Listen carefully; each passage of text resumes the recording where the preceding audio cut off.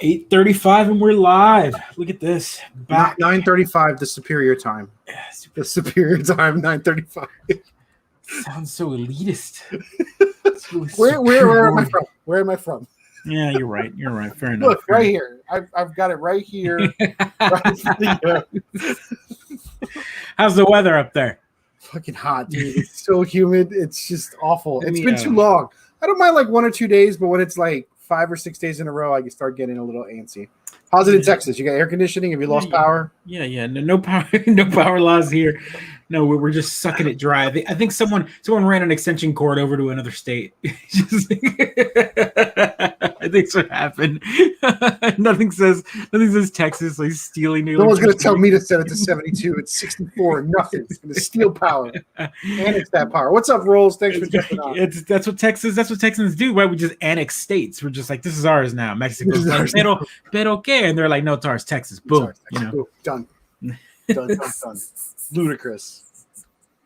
Well, it sucks that you guys are feeling heat. I know we've got friends in Seattle that are like toasting. They're like, 108 or something in like Seattle, and they're like, how? I feel like I might have jinxed it because I lived out there for a little while, and so I complained about the heat, and someone was like, well, what's your perfect climate? I'm like, Oregon. It never drops below 30. It never goes above 80, and then a day later, it's all like it's on fire. I'm like, I did this. This was me. Sorry, Oregon. Sorry. That's my bad. That's your bad.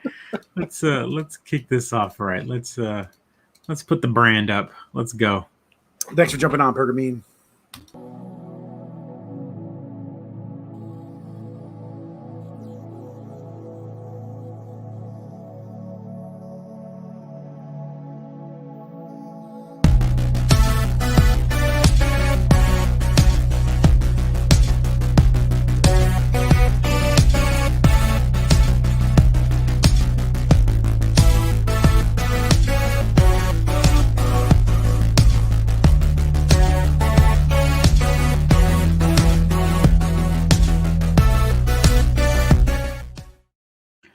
Welcome to the Mid-Geek Crisis, episode 130. We're back from a 1 week hiatus.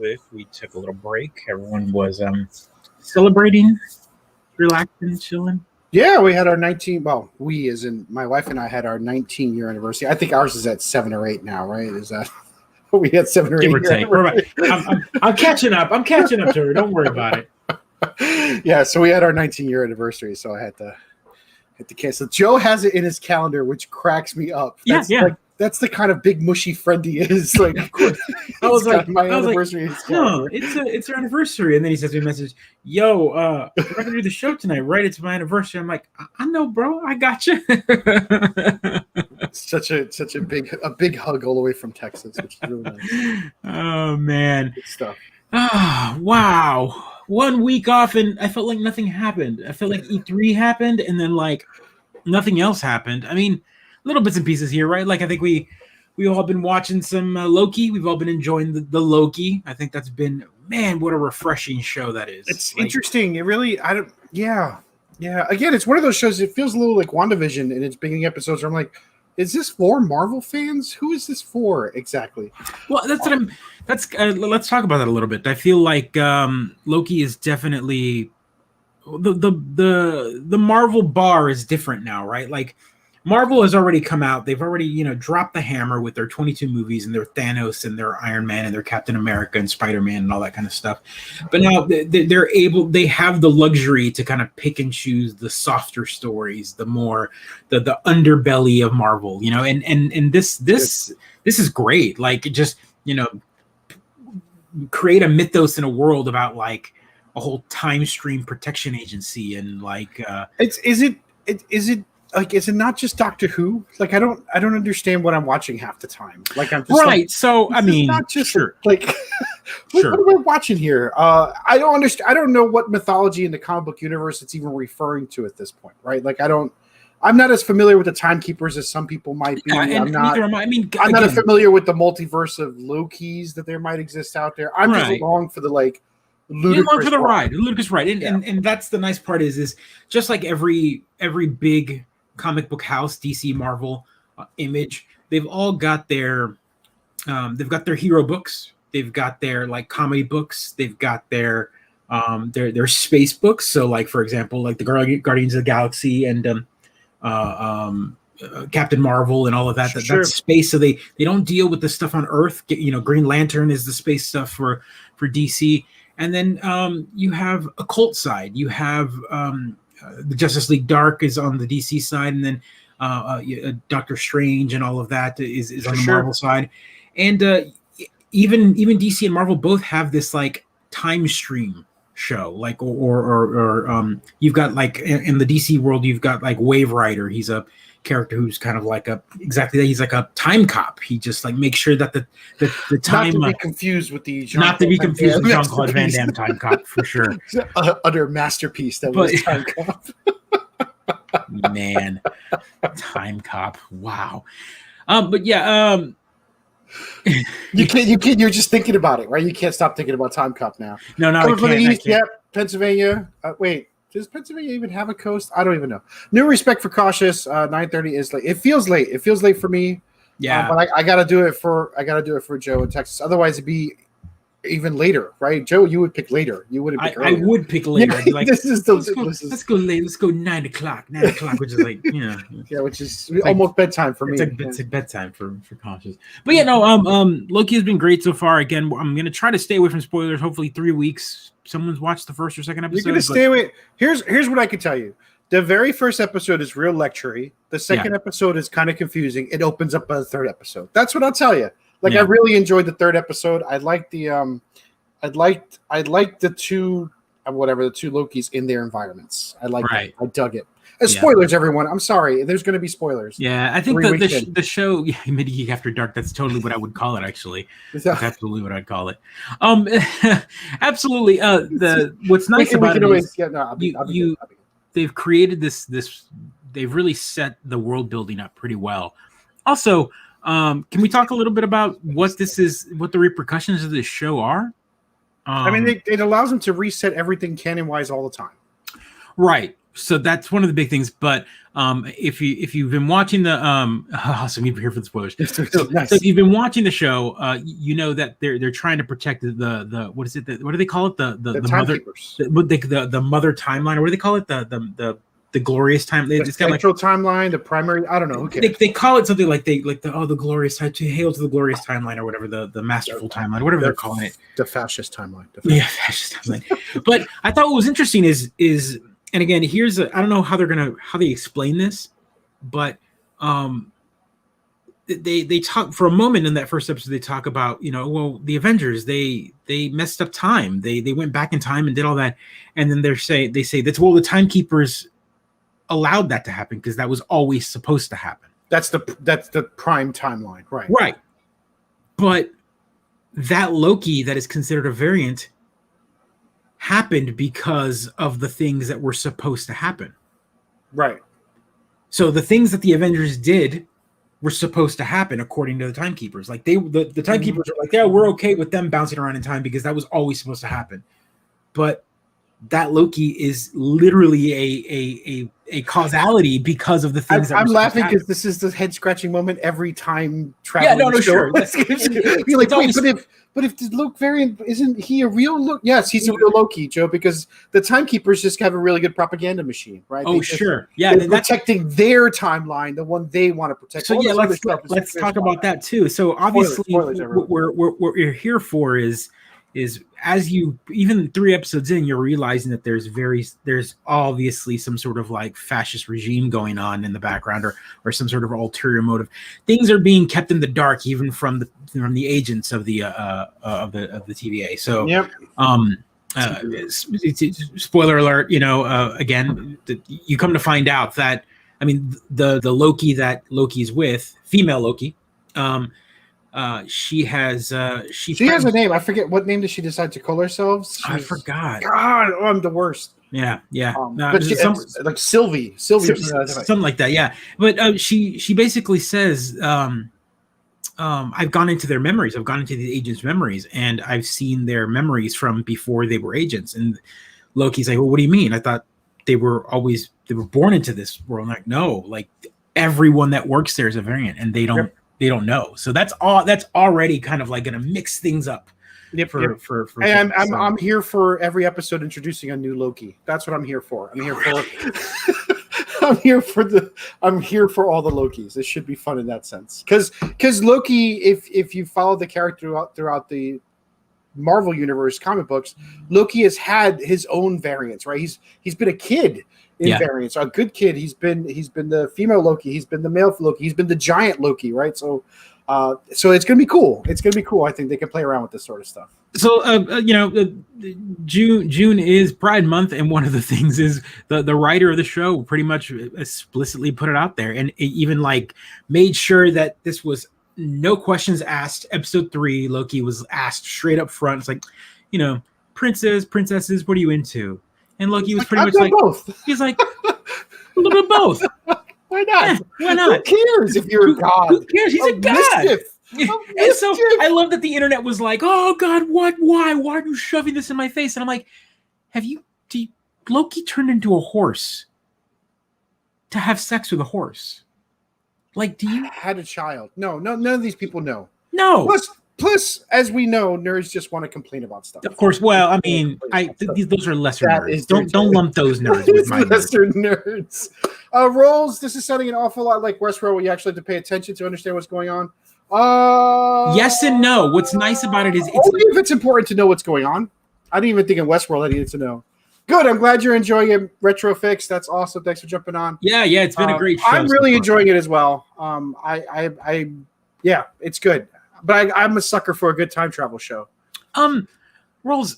What's nice about the show so far has been that you do and you don't. You don't have to pay attention. The story is pretty linear, but they are giving you lots of little bits and pieces. And what's been nice is do you remember the early days of like Lost, where you'd watch the show and you were confused, but then what was fun about Lost is the early days of like YouTube and whatnot. People would go on there and go like, "Did you catch this in the background? Did you see this? This number was there. What does that mean?"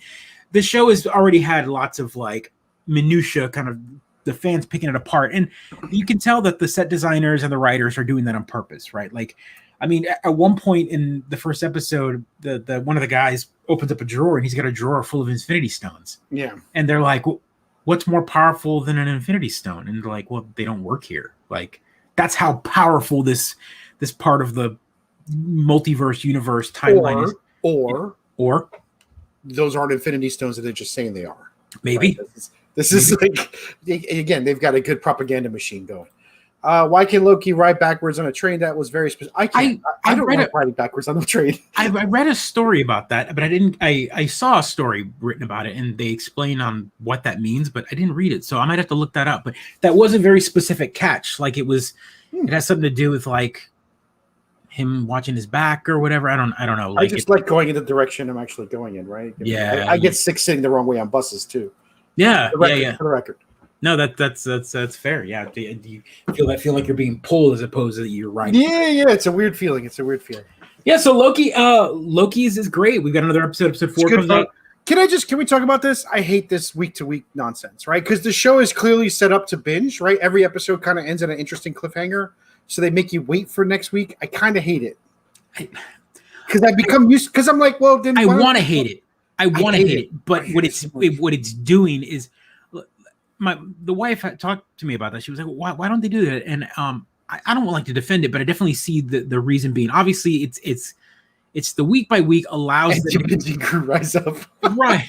It's allowing it's nostalgic, right? Sure, it's nostalgic like old TV. But no, what's interesting about this is they allow themselves to control the flow of conversation online with what happens per episode, right? So they know what's going to happen. They know what the topics are going to be, and they control it. And they allow to stretch out the buzz and the hype between their movies. And more importantly, they allow people to stretch out their subscriptions over 2 months as opposed to just 1 month. Yeah, absolutely. Of course. I get all this, right? Yeah. But at the same time, every show is still designed as if it's binge worthy, right? As if it's the same sort of format that they know you're going to binge it. Yeah. So every episode is there to make you watch the next episode right after. I think they're counting on the idea of people going back and watching it again. People going back and watching it a second time, and so they get that double view. I haven't felt that compulsion with WandaVision.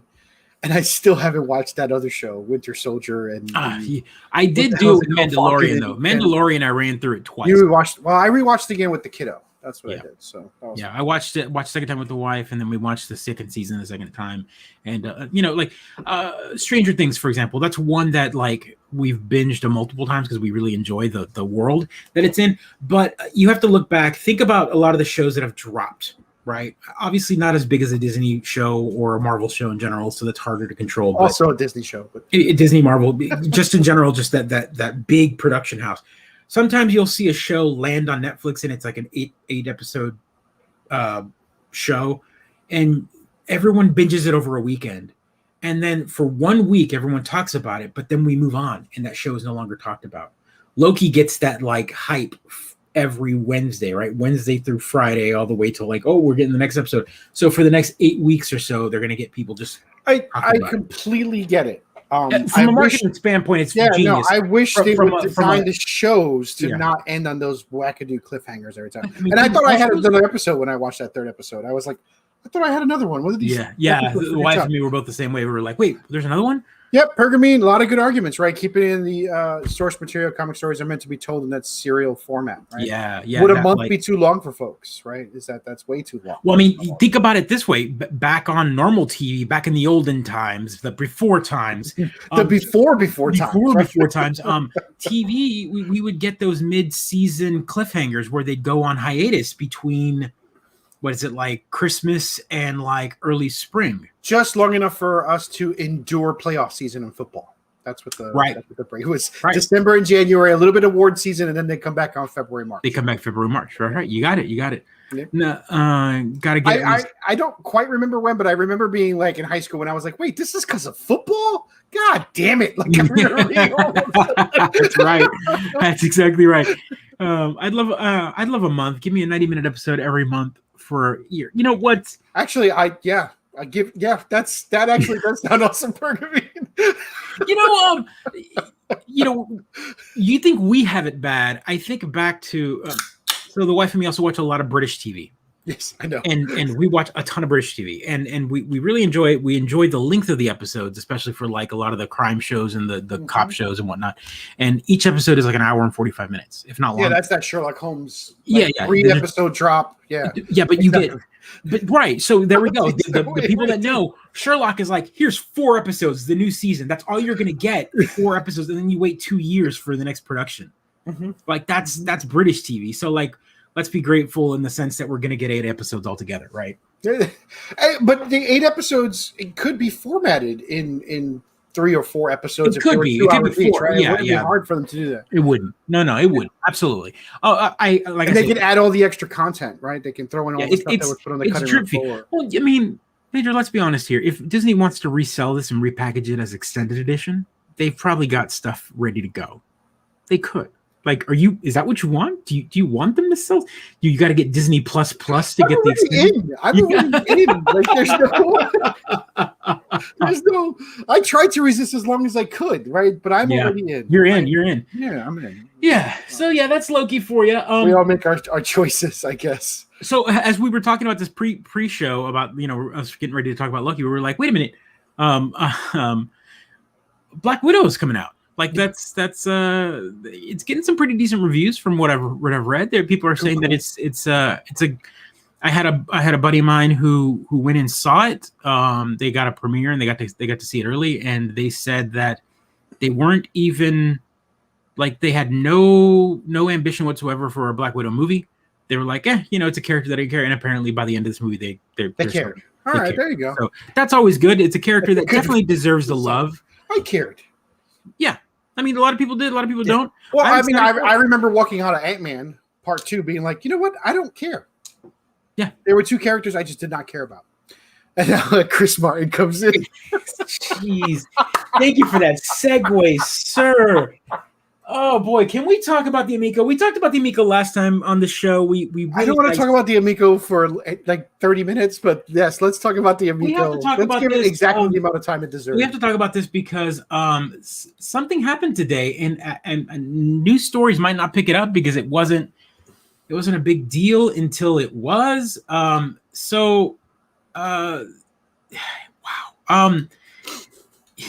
God, I gotta pull up the tweet here because it was deleted. It was a deleted tweet. Can we talk about how people keep calling it a leak? Right. So that we're gonna get all about this. Nobody at the Amiico company understands how the internet works. Yeah. So let me pull this up here. I'm gonna try to zoom in and do some mystical art stuff here. No. Okay. So Tommy Tallarico ripped into, this was earlier today at about 2:00 in the afternoon. He ripped into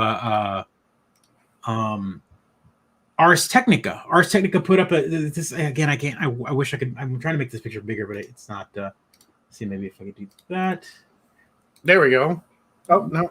Yeah. But well, either way, Ars Technica journalist Sam Red just illegally posted a bunch of confidential information about Intellivision in his ridiculous misinformed article. The private info had not for public use and confidential all over. Unfortunately, legal action will need to be taken. Same genius who thinks stick photos are against the law. Well, he meant stock photos, and then he rewrote it again. This is ridiculous. You could go to my Twitter post, and I wrote about it. But the idea here is Ars Technica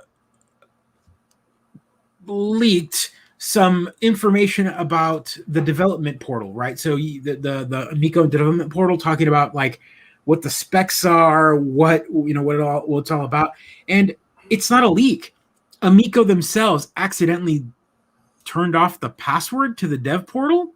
Mm-hmm. So anyone could go in there just by hitting enter and going into the page. And so someone archived the entire development portal. So archive.org put it up on archive.org. Did you have to go in there and grab it, or does archive.org just spider it, just crawl around grabbing things and archiving it? Someone went on there and grabbed it. But it didn't go to WikiLeaks. It went to archive.org. Archive.org is a place for archival things. So no, you can get your Dungeon magazines and Dragon magazines on there. That's right. There's all sorts of stuff on there that people put up for archival purposes. And sure enough, someone archived this page because we knew that there would be, if it disappears, it disappears. That's the whole purpose of archiving, right? Mm-hmm. So that said, it's some pretty interesting information in this.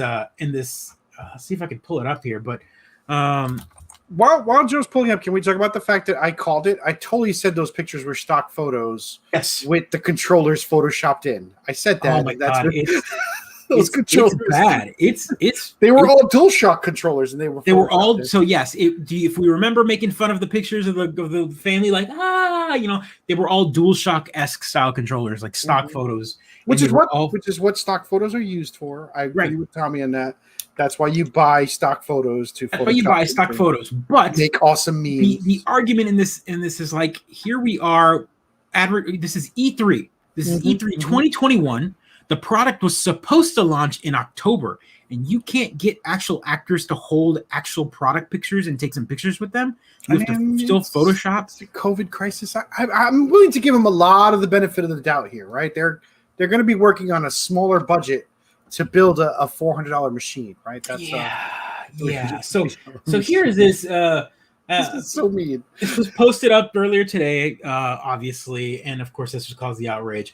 So again, without kind of going into details, since its announcement as a crowdfund console in 2018, the Amiico has had a weird public image. There have been many YouTube pronouncements about its family friendliness, etc.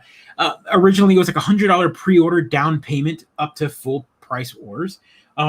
The price of the system is, $250 upwards, $300. We've already talked about it. It's $299. But yeah, no, it's a mess. And then we had the presentation video, right? The one that we saw that we kind of dissected last time we were on the show, and it's just ridiculous. Like, look at these pictures. So someone photoshopped this little girl. They're high-fiving awkwardly, just like my daughter and me do all the time. Here's the original picture. Oh no! Yeah. Oof, indeed. Where's the original picture for this one? This one, yes, they got the cables out. Yikes, man! Just pretty good. Those are pretty good Photoshop jobs. I mean, yeah, of course, they professionally. My point is like you spent the money to get these Photoshop, but you couldn't just put you could hire one family and just take some good pictures. They had of the your shot of those actual teenagers in the middle of the day playing cornhole, right? I don't understand. I guess. Oh man. So yeah, I mean, it gets even bigger and bigger and deeper. They talk about how next to the stock photos of direct feed footage, apparently Amiico gameplay that looks simplistic and sometimes stuttering. It didn't impress. It didn't inspire confidence in a price category that includes competent $200 to $300 options like the Switch or even an Apple TV, which again, I mean, the conversations end there. How are you going to compete with the Switch? Right. It's there. The Switch has Witcher. Like it's got games on it that are much better. It's got an entire Atari collection. Yeah. All of the games. I think it's got an Intellivision game on it. So like couch co-op games that you can play as well, right? So yeah, that's your direct competition. Yeah. So so its official spec page has made it clear that it's not about performance, right? But you have to also wonder why $250. Why would you pay that much? I mean, I don't know. Someone bought the VCS, right? Someone. So here's where the stuff starts getting leaked, right? So we found a ZTE Max Pro. It's basically a Snapdragon 617 and Adreno 405 is a good benchmark test. So basically, this is the chip inside of it is from a $100 phone back in 2016. Like this is old hardware at this point. I mean, this is 5-year-old technology in a box, and they're charging Switch prices. Like this isn't. Yeah, I mean they don't have the same business model that like Xbox where they can lose money or a little bit of money on every console, right? I get it. It's just run that same business model. There's definitely some interesting aspects here. So here's another part. The developer portal calls out Qualcomm Smart Display 200 platform as Amiico's retail hardware target and specifies its APQ 805.353 Lite model, which indicates a 1.8 Snapdragon and Arduino 506, 16 gigabytes of storage, and 2 gigabytes of DRAM. Built-in controllers for interface like Wi-Fi, Bluetooth, etc. While prices on bulk manufacturing SoC motherboards can be this one appears to be available in bulk orders as near as $38 a board. So I have no comparison for that, Joe. What's the comparison for like a PlayStation 5? Is that $100 board? $1,000 board? I don't know what's in the major consoles. So here's the comparison. Here's the opposite side of thing, right? So like this is a $38 board in bulk for the public. Anybody can buy this. Depending on how many you buy. You can't compare it to Sony and Microsoft because even they have to do R&D in the sense of like these chips, the chip that they're paying AMD tons of money to develop this new chip for them. This is an off-the-shelf product, so they're not paying anyone to develop anything. They're just writing software for it. Right. So that's the downside is, again, the chip used for crypto mining. Yeah, there you go. Yes. Can the chip use for crypto mining? It can't. Real mainline consoles are almost always selling. Yeah, right. So that's the thing, right? So like an Xbox sells at a loss because they know that you're going to invest in the they want you into the ecosystem, right? Yeah, right. Unlike an iPhone, which is also about pulling you into the ecosystem, right? So, and they've got the leverage to buy things very cheap. I see, but I don't know what percentage of parts go. What's the profit margin level for a company? There's a lot. I'm not a logistics guy when it comes down to electronics. I don't know what it takes, but there's definitely some weirdness. There's some specific choices that are being made to really cheapen this thing out. And here's another one that says, as previously revealed, each controller's capacitive touchscreen will measure with a 3.2-inch screen diagonally, described by 15 to 30 frames per second, which is not bad. But I mean, if you're just going to display like a deck of cards on there, then it doesn't matter. Yeah, it doesn't matter. But the touchscreen needs to be coded entirely in HTML, dubbed Sparkase, and must not exceed 1 megabyte in size. I was like, 1 megabyte? What year is it? What? Yeah. It's really weird. It's a really low-fi compressed art. I get it. But here's another one. While the Amiico controller spec sheet contains fewer details about the spec, it does confirm a ESP32 SoC. So this is a really, really cheap. I mean, I've got a few of those on my desk that I use. As a matter of fact, This guy, he buys them in bulk too. I do buy them in bulk because I use them for specific products. I use them for product. I use them to build like things. You use them to control things. An ESP module is cheap, $2.50 per chip. Sure. So there's again, one in each controller. One in each controller. Like that's dirt cheap. But here are the. This is the part that I was just like, this doesn't. None of these are about game design. None of these have it. Let me remove the like. This is None weird. It's weird rigidity for rigidity's sake. Every game must be E or E10. Fine. They're going for family. Sure. Cool. Every game must be playable with very little instructions. Okay, fair. Okay. They got to be approachable, but to mandate that, like somehow or another, like you can't make a complicated game. That just puts the tutorial in the game. Right. That's all it is. Yep. Every game must be balanced to allow players with very difficult ability levels to still have fun. Fair. Okay, so accessibility is kind of what it's saying. Like, it must allow, even if you've got a complex movement, have some sort of easy method of Grandma's got to dominate the game too. Right. Yeah, this almost seems like the rules to a game jam. It might have been cut and paste from a game jam pergamene. Totally spot on, yeah. Right. Every game must rate 7 or out of 10 or above on the quality scale, Intellivision's quality control scale. So, but this is that's arbitrary, right? Like, this is up to like. This is like I think the game is good. There's only one reference to the quality control scale in the rest of the developer documents, right? So there's not even a clear way on how you score 7. Every game must cost less than $10. Good. I mean, they're selling apps, right? So I get it. That's a good so sign. That right there, that's a tough one, and we'll get to that in a minute. Every game must support the official Intellivision controller, so you can't even because I mean they'd say that you could sync up other controllers to it, so that you can't even make a game that doesn't use it. It has to support it. So that's already kind of okay, fine, whatever. Every game must be 2D or 2.5D. 3D models, okay, but no free roaming 3D games.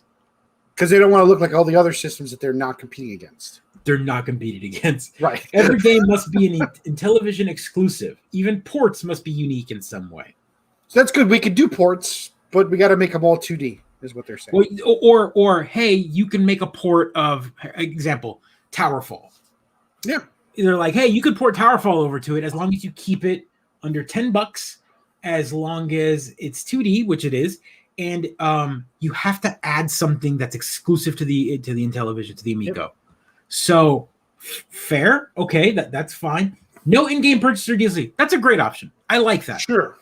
That's a great thing nowadays. Every game must try to incorporate local multiplayer or 2-player mode. Literally, Angry Birds comes up later, pergamene. Angry Birds comes up later. Yeah. So that's various text prompts in this portal's guidelines section read like a game design 101 manual, as opposed to Amiico specific rules or limitations. See, you called it like a game jam. One titled "The Secret Sauce" in all caps is representative of the guideline style and delivery, which claims like, ask yourself if Angry Birds would be a hit if it's called the Catapult Game, without birds exploding. And humor entertains both male and females, so you can double your audience when you entertain both. When you come up with designs, ask yourself, is this for males or females or both? Why not both? Why not both? GTA 5 exclusively in 2.5 for Intellivision. You heard it here first, everyone. GTA 5 exclusive day one. Yeah, this is weird. There's just some weirdness to it. Also, this is one that had me rolling. I was just like, I think you were caught up on the lights on the system. Yep. Mm-hmm. No Chivos, but it'll flash the lights for you, which I love. Right. One of the sections talks at length about Amiico's previously announced plans for online leaderboards, which includes refinements by region and email notifications to the highest scoring player after a season concludes. However, the development guidelines don't clarify exactly how to build a leaderboard system within a game or how to connect to Amiico services for the sake of tracking players. FTSO, figure that shit out is what they're saying. Yeah, just figure it out. Figure it out. Let us know what you come up with. Let's you come up with, and we'll just take it. But again, Amiico will not include system-wide achievement or trophy system. Instead, Intellivision's portal suggests games offer organic nudges and feedback when players do something good. The documentation often refers to the game lean onto the multicolor light bulbs. So like a picture of Tommy comes up and says, "You did it," and then all the lights come on. So it's basically the jackpot Las Vegas mentality, right? Like, you're gonna play a game of slots in there, and it's gotta like blink and flash and make noise. You said it, not me. But Yeah, yes, I know, right? yeah. Because that's the only way you're going to get the Get good at developing leaderboards. That's right. Oh man, It's because this is a bunch of egos that thought making a console was easy, and they got Yeah. to this point that they realized it's not easy. It's not an easy market to enter. It's not an easy market to develop for. It's not an easy market to build or even compete in. So let's talk about this. Each game has to be below $10. Mm-hmm. Worse, the profit margins for third-party devs on Amiico might not be great. In a video shared with Ars Technica that Talrico filmed that as a pitch to angel investors in March 2021, eventually he's still trying to get investors on a system that was supposed to launch in October of 2020 in March 2021. Sure, he estimated that's the investment cycle. Yep. Yeah, takes around 50% of third-party game revenue.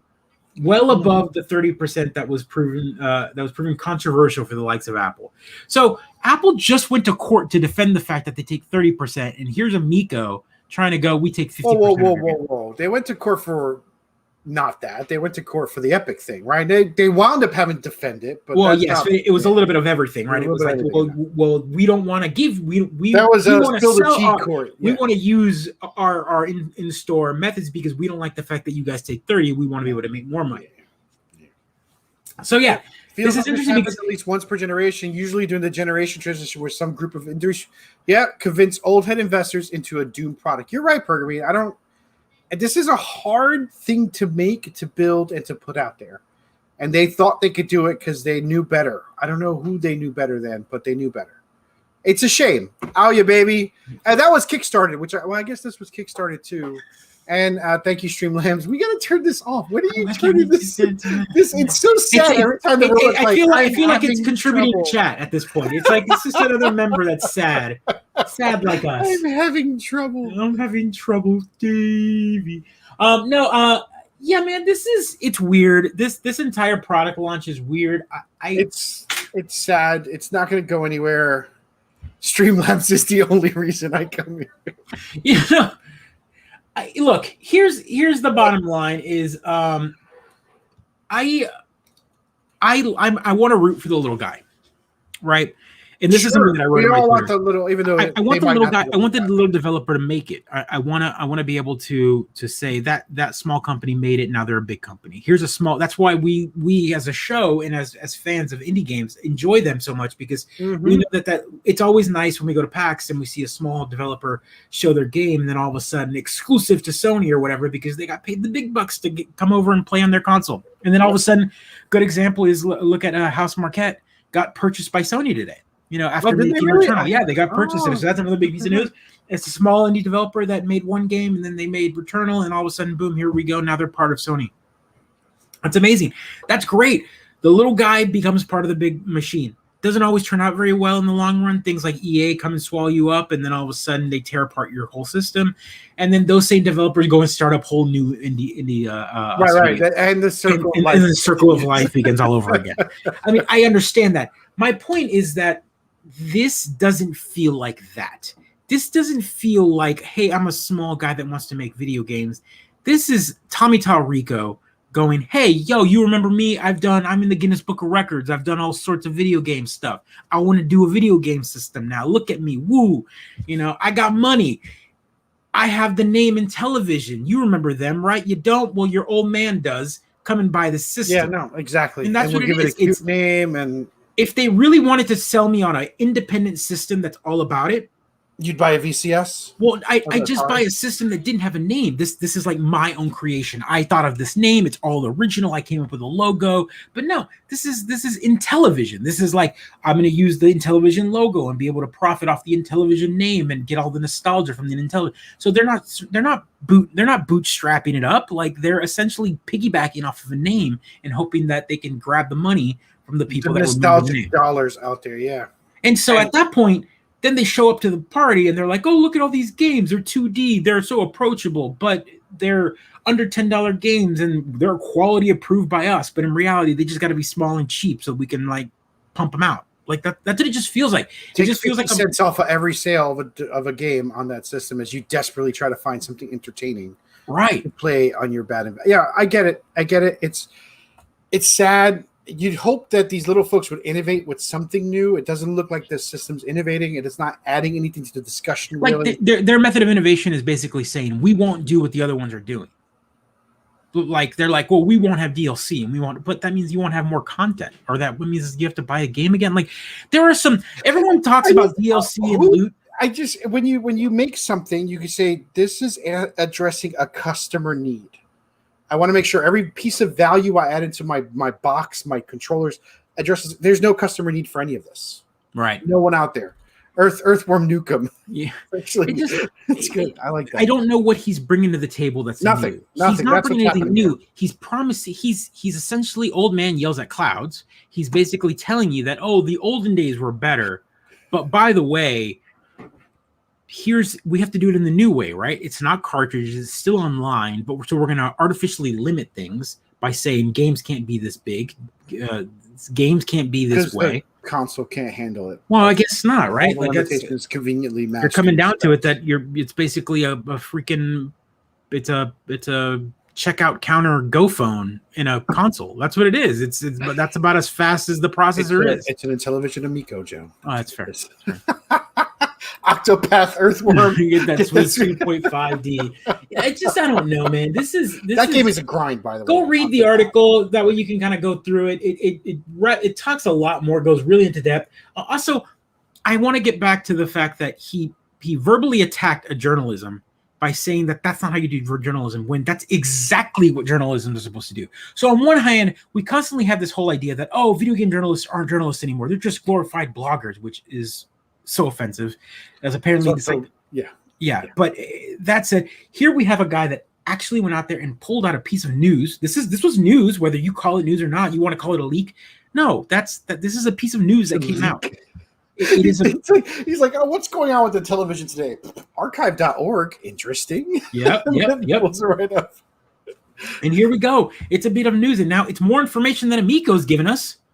We've lost the audience, though, Joe. They're just talking about Earthworm. Apparently, it's now. Well, I think what they all want to know is where the hell is this damn Earthworm Jim game that they've been promising us? Just old people for old people. So weird.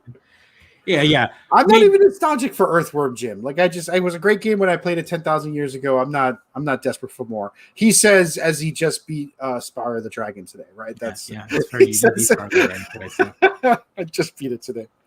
So we'll keep our nose to the grindstone on this Amiico crap. I think it's hilarious. Now I'm really jumping on it. It's just it's a little insulting, is what it is. It's insulting to the gamers. It's insulting to the nostalgic gamer like you. Like you like this retro stuff. I do. Like, this is trash. I do. I can't stand that you're offering this to me. Also, none of them are. Let's be honest here, folks. Like, if you've seen the games, none of them are actual pixels. Where are the pixels? Like, there's no pixels games in this. This is just a bunch of blocks or colors. It's like it's Flash. It's all Flash games, man. It's trash. The whole thing is Flash. It's Flash to get your money. I totally agree. Yeah, I totally get you. That's done. And like I mentioned earlier, Sony did buy House Marquette. Man, look at that! Finland's oldest studio is now officially part of the PlayStation. Yeah. These are some fake ass pixels. So why always hate these fake ass pixels? If you want your real pixels, folks, here we go. Xbox Games with Gold offers Midway Arcade Origins. Look at this. That's pixels right there. In case you were thinking about getting an Intellivision, here you just go get a free. You get a bigger library right here. Go get a free game of Midway Arcade Origins 2012. Music by Tommy, right? They're offering the same games that he made. Right. That's oh man, it's actually a pretty good game. Like this is I'm excited to get it. It's got some good retro games. Also, Marvel Madness is. Where are you going to find time to play all these retro games when you should be playing Maneater? What tutorial level?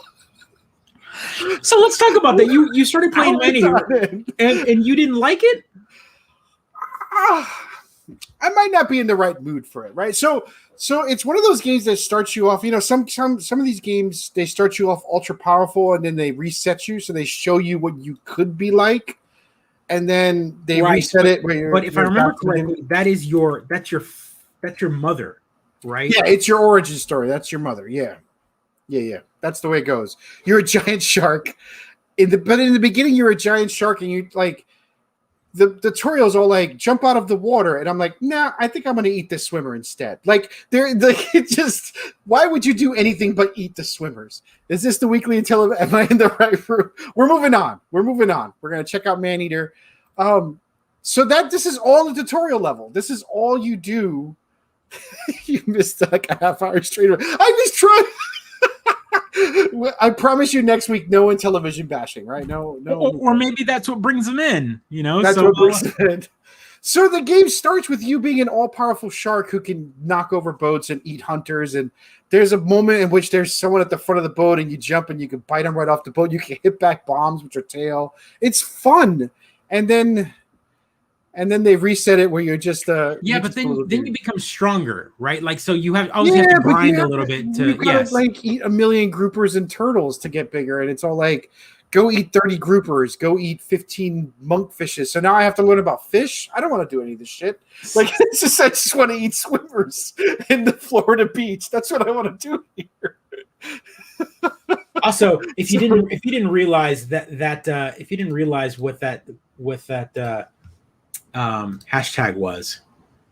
Yeah, no, it's the shark RPG because you level up your shark. You can have like shark. Yeah, you can get like armor and electricity and like tentacles. Like you can upgrade your shark. Yeah. So there is toxic waste. Yeah. in the bottom, so like that mutates you depending on what your like ability. So you could be a lightning base, or you can be it's essentially you're a cleric or a mage, or except you're a shark. Except you're a shark. Let me eat Teddy, you cowards. There is a neat like narrator function, so it has this like Bastion. I mean, some games do this, other games decide, but Bastion did it first. So as you're like eating people, they'll be like, "Oh, sharks don't always attack people, but this shark is." Like it's like funny, and then you wind up eating groupers, right? That was really my complaint. I was like, I'm not in the mood to grind as a shark for hours on end before I could do this again. But we'll see if I'm back to it. I mean, what is it? The origin story is you're in your mom's like belly or whatever, right? And that big fisherman who's doing a documentary about killing sharks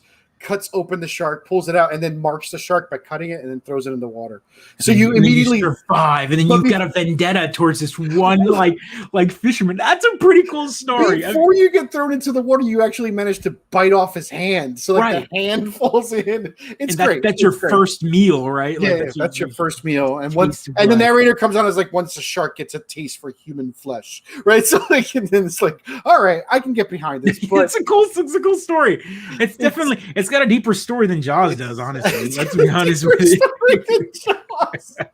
It does. It looks really good too. The underwater, when you're underwater, looks a lot of fun, and the fish are very distinct for each other. So it's not that you didn't like it. You might not have been in the right mindset. I'm not in the right. It's like when I put on Fallout 4 for the first time, I was like, I can't play this game. You're not in the mood to grind. You really just want to like eat people right up front. That's what I put on. I put on a game where I wanted to eat people, and it was perfect for that. And you could do that right away. So if ever you find yourself in the mood where you want to be a man, the tutorial level over. Tutorial gives it to you right away, and there's a Chivo at the end, so easy points. Oh, not the end. Easy points. Oh man, it's good stuff. I recommend it for everybody. So speaking about Fallout, real quick, we gotta tip our hat to a Oh no, bummer news! News today, dog meat. Yeah. So we lost a dog meat or River, the dog that was based off of the German Shepherd for dog meat on Fallout 4. So, bro, that was a great. Press F for respects for dog meat here. That's a real bummer. Yeah. Of course, that dog was based after. That was my companion for all of my play. Everyone's pressing it here. So there's something to be said for that dog. I think it was my companion for most of the game as well, just because I couldn't stand the chatty characters you had to walk around with. Oh yeah, no, you give me a dog anytime. Like give me a dog any day. And also, can you pet the dog? Yes, you can. You can pet the dog. So that's yeah. That is what it's all about. I loved all the times Dog Meat did not tell me about a settlement that needed help. Also, Dog Meat really reinforces that you have to save the game every so often, because Dog Meat had an astounding ability to set off every single trap in a 5-screen radius, right? Like Dog Meat would be like, I'm going after that thing, boom. You'd be like, no, reload, boom, no, reload. That's not a good boy. Not a good boy. Not a good boy. Stay close. Freaking dog is kiting. That was like that's what happened on WoW, right? If you had a hunter or your pet would train the entire freaking like cave. Dog meat love doing that too. It's great. You would think developers would would find a way to turn that off, but whatever. They knew what they were doing. They knew what they were doing. Well, maybe not at Bethesda, but maybe not. The bug becomes the feature soon after it gets launched, right? Yeah, the bug becomes a feature. So I was interested in this little game that got announced actually today. Bring it on. This was called First Mars Logistic. I think that's what it's called. Yeah. Let me. Oh Lord. No one trained Leroy. The saddest news I ever heard was that was a setup. That was like planned. That's the saddest thing. I was like, no, you can't believe anything on the internet ever. There's nothing. Oh, what's this now? Let's see here.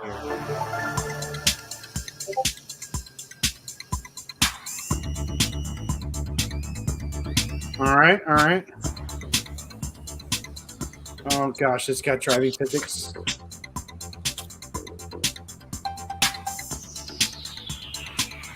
I was like, what? Lego or Connects on Mars? Look at that giant map.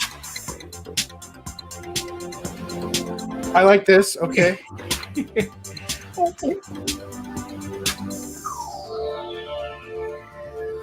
I do like the art. It looks very It's got the flat cool. cartoony. Yeah. It looks really gorgeous. I'm really digging it. That's a Steam game. Nice. Yeah, well, I'm sure it'll be on Game Pass and whatever. So I just want to say at the beginning of the show, Dan came on and said, "I'm here for the spoilers."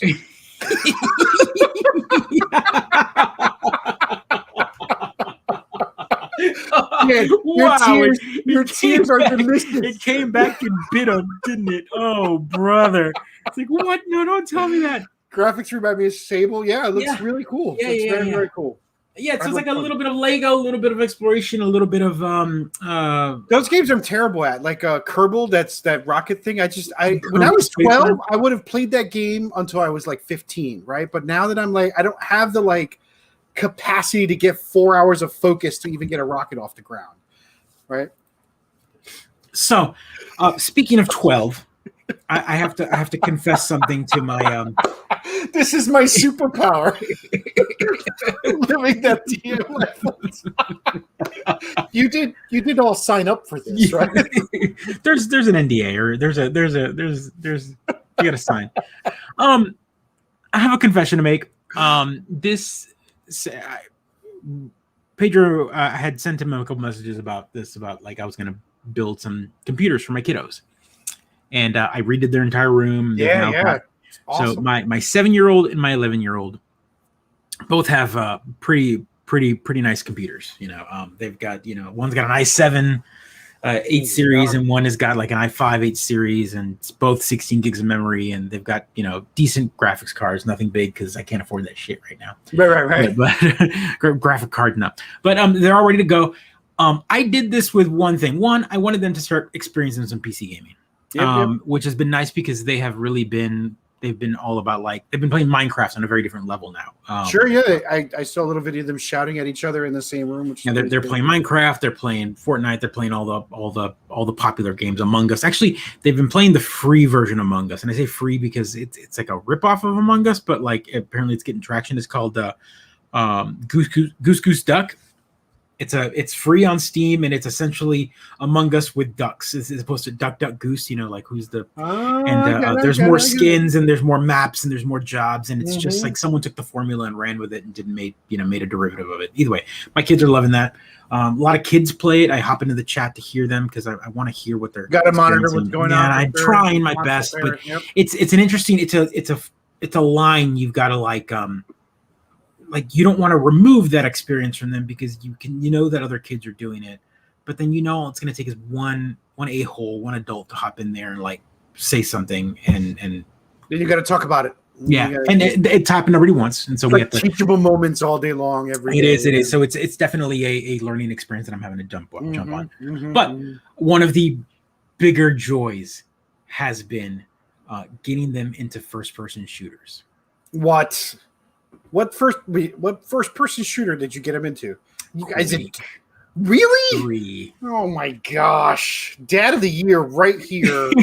So 2021 Dad of the kiddo, year. so for every night for the past week and a half, they've been like, "We're gonna play Quake. We're gonna play Quake." I'm like, "Yes, yes." So I come into my office and I load up the screen, Quake 3, and I create a server, and they jump in and throw a few bots in, and I slaughter my kids. It is the most satisfying and glorious thing. Are they okay with it? My kiddo's like, you need to go easy on me. My youngest cry the first night. He cried, and it was hurtful. But then I was like, "That what you learn." And sure enough, he got over it, and now you can hear him cackling. Because so one of the maps that we love to play, if you're familiar with Quake, that it's called DM17. It was the demo map right on Quake. So if you remember playing the Quake demo, there was a floating map. It was a floating map, and there was a couple of bouncy spots that would take you back and forth, and then one that would shoot you off to the far end. And on that far little platform, there's a rail gun, and basically you can sit out there. I remember this rail gun, yes. So and then you could bounce over to him, so you see someone coming in midair, and then poof, shoot him in midair, and just like. So now they're like, "You fragged me," because now they're saying the terminology. And but let me tell you something. They play a few nights and they're picking it up quick. I've been sniped out of the air a couple of times with my kiddo, and I'm just like, really? Yes, it's been glorious. Like they're learning, and they're like, "Dad, I'm gonna." What did he say? He goes, "Dad, I'm gonna 360 no scope you," and I'm like, "What? No scope you? Getting this terminology?" Of course, Joe calls his game room the dojo. Certainly, that is exactly right. No, actually, the name of the channel when they hop in, it's like "No Crybabies" is what it's been for the past week. It's like, it's been great. It's been great. I've been literally taking them out back and beating them. It's just raising little troll monsters. I love it. So I love great. It's so then we've been playing Capture the Flag, and that's been great. Because what I'll do is I'll put them on the same team and then throw 3 bots on theirs and then me and 1 bot. So it's like 5 on 2. 6, yeah. And so I just and occasionally one of them will flip over to my team and replace my bot. And I'm like, nope. So then I'll flip over to the other team on them. Crush them. And then I'll catch that. I'll catch their flag ratio up. So there's like it's a best of 8, and all of a sudden I'm like catching them up, so I'll score 3 in a row real quick, and all of a sudden I'll flip back to the losing side and come back, and they're like, "Dad, why are you doing that?" I'm like, "Well, don't join my team. You're supposed to be working together." God, yeah, stop crying, get good. It's been great. It's been absolutely great. I might stream it one day, just to kind of like put them up there, and you can see my kiddos that's awesome, getting destroyed. But it's been a blast, and I'm trying to think of more games to play like that, just because. Also, it's fun seeing them play a game that I kind of like. That's honed my FP my first person shooter skills on, and they're getting. And also, most new games don't play that twitchy style gameplay. Like Call of Duty is more. I don't know. It's very different. Like it's you shotgun and then stab them and then hide until your blood comes back. Right. Right. No, this is like pick up. They're learning how to pick up health. They're running the rounds and doing the armor and health. Yeah, Titanfall might be too much for them, but that's a similar. Yeah, it's definitely like that similar. So yeah, it's been great. So that's what we've been doing. So then it's like Way of the Samurai. You have to teach them Samurai Showdown. You got to start getting into fighting games gradually. So that's another thing. This past Sunday we went to Free Play. It's an arcade. You really want to get them there's a council for that. So what's nice about more television bashing, everyone. We're done with the television bashing. It's a council for that. Tommy called me. He said, "Timeout, fellas." He's like, "It's hurtful now," is what he said. It's hurtful now. Yeah, I know, right? I'm standing hard against my kids. They're totally Chris. It's been great. I've been like, man, I'm like 20-3. Like, trust me, they get some kills on me. I'm actually 20-3. It's first to 20, right? So like, I'm just like my KD ratio against these 7-year-olds is dope. No, it's been phenomenal. But one of the other things is that they've been. We went to Free Play this weekend, and apparently I didn't know this, but every Sunday at 2 p.m. they have a kids-only Street Fighter tournament. Oh my gosh! So they haven't done it yet, but they were like, "Dad, can we join?" I'm like, "How about we go home we practice on the arcade for a week. I teach you the rounds and get good, and then show up there and be the 7-year-old that whoops up everyone else. That is pretty awesome. I'm also like, I'm trying to imagine, because I mean, by the time Street Fighter was out, all of us were playing games for a while. Like, we were already on Atari and the arcades and stuff like that. So I just the level of trash talking at the arcades for 7 and 8-year-olds, I'm curious as to how that's going to go down, because it's all in your head. Street Fighter, it's all in your head. What's interesting about this arcade though is their arcade machine. This is what I really look forward to. Special Agent Overrated. The tears when I get text from him being like, "I'm now 3-20 against my boys. What's happened?"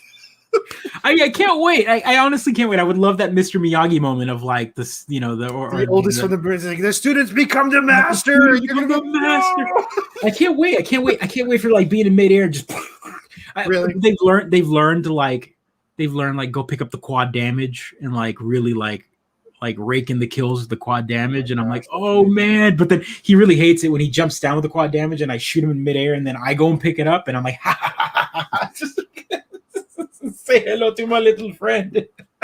That's hilarious. That sounds like good fun. Which Street Fighter? Look, all the just got to train on. I think they're doing Street Fighter, Super Street Fighter 2 Hyper, or the last one, the very last one that they did before they went to the anniversary edition one with all the characters plus like all the patch fixes and whatnot, is what they have on their machine. They have a Japanese candy cab, a Sega Versus City. So it's a cabinet that you sit down at, and then the other side is a mirror image of that cabinet. So there's 2 cabinets glued together back to back. Oh, wow. You don't sit side by side. You don't see the other opponent. The other opponent is on the other TV.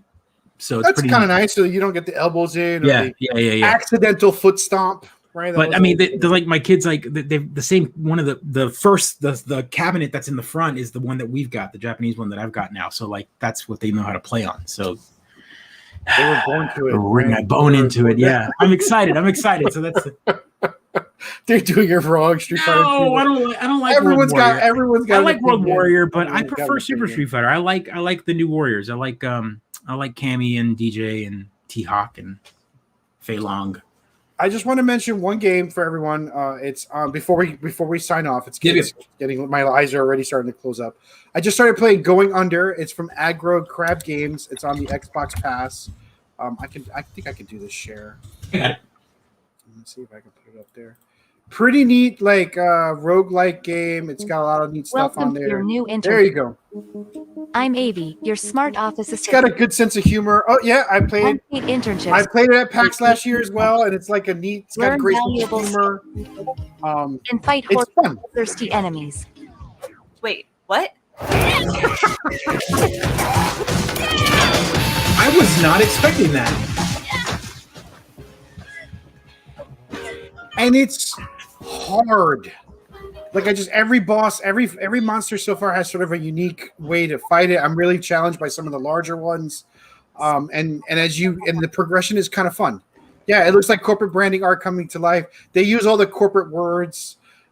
That's beautiful. There's a moment in which like everyone's like, well, what do you want to get out of your internship? And she literally is like, health insurance would be nice. It's got a real healthy sense of humor that I appreciate. And there's a lot of inside jokes. It's great. So check it out. Fun art, goofy game, and actually a really hard roguelike, which of course Cautious can't resist, right? So I'm totally on board with this. So it should bridge the gap to when Hades comes out in August, right? Like I should. Yeah. So is it on Game Pass? Yeah, it's on Game Pass. That's why I checked it out. Also, the soundtrack is fantastic. If you're into music for video games, fantastic soundtrack. Yeah. Time to play. Good stuff. Right. Give it a whirl. That's what I'm playing right now. And Hero the Dragon is what we're rocking. Part 2 is coming up. You picked that up though. That was a game that you purchased. Yeah, right? I bought it. It was like 50% off, so I finally bought it. One thing that made me happy, if we're talking about pride in our children, we beat the game, and there's a cutscene at the end where one of the dragons is all like, "So what are you going to do next?" And Spiro says like, "Well, I did leave some coins behind." And my kiddo looks at me and is like, "Wait, I thought And when the 90% marker came up and the secret door to the treasure room doesn't open until you get 100%, she was like, "Oh, come on!" Like she was upset. And I'm like, "That's why you got to go back and get all the gems, kiddo. You got to make sure to get those 100%." So we're gonna go back. That mentality's so good yet so bad. It's the reason why I don't get through half the games because I'm too busy. Like every game, I'm like gotta clean up. You have to. If you buy a game, you have to consume. I know. It's so damning because I do that with new Super Lucky Tales. Every level those levels are tough too. Yeah, you're picking up every corner, you're getting every chance. You're trying to get all 3 of the markers or whatever at the end of the level, and it's just like you're trying to find the hot dogs. All the no, it's a mess. But yeah, that mentality is so good and so bad to teach your kids because it's like. But you know what? That's good because they're playing games in a. And she's solving the puzzles, right? She's like, I see them all the way over there. Where on the map do I have to go? How do you have to go? Where's the lever? Where's the secret door? The panel? Whatever. Yeah. And also, there's a real sense of accomplishment on some of those hard. Even I'm like, man, that look hard to do, and she does it, and it's great. So I'm enjoying that aspect. Yeah, that's fun, man. That's great. We'll have to pick that up. We'll see. Maybe it's good. Wait for it on sale. It was like 50% off. So I wanted. Yeah. That and Crash Bandicoot is always on. They always go on and off on sale. Every so often they're on a big one. Yep. All right, folks. All right, everyone. That's it. Episode 130. We'll thank you so much for being here. Man, we off a week and felt like we didn't have much to talk about, but we were able to fill in a full hour. Well, we can always fill 25 minutes on in television rants. Absolutely right. If anyone wants to hear all of that, please go watch go hit thumbs up it on YouTube while we rant on it. Go share it and say, look at these assholes talking about Tommy bashing the Amiico. Thanks for coming on Rolls, Pergamene, Specialization when you came on late. Thanks everybody. Dan, thanks everyone. Chris, folks. Every week it's great to see you on. Yep. All right. Well, episode 130 in the can. Take care, everyone. Be kind.